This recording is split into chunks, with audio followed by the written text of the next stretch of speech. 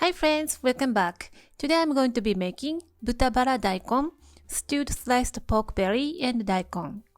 I love adding sliced pork belly to my vegetable dishes because pork belly makes vegetables always delicious.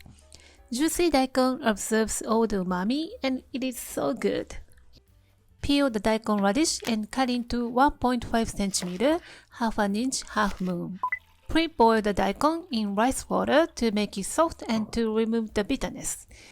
If you don't have a rice water, just add a tablespoon of rice or just water is fine. Cook 10 minutes and drain. Rinse under the running water. Set aside until used. Bring the dashi ingredients to a boil and add in the shredded ginger. Add sliced pork belly and separate into pieces. Bring it to a boil again and remove the scum. When you take off the scum, it tastes clearer and looks nice. Add prepared daikon radish and simmer for 20 minutes. It looks good. You can eat it right away, but let it cool to room temperature.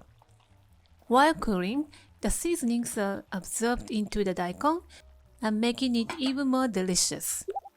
Reheat just before serving. If you want a sheen on the daikon, add extra mirin at the last minute and cook for another couple of minutes. Transfer to a shallow bowl and topped with scallions. Sprinkle Shichimi chili pepper to give it a kick. And there you have it. Serve with rice and you can't stop eating. I want to tell you something. Japanese homemade comfort food always comes in brown. Give it a try and let me know how you like it. Thank you for watching the video. Give me a big thumbs up and share the video with your friends and families. And don't forget to subscribe to my channel if you haven't done so already. Follow me on the social media and tag me on your post if you give it a try.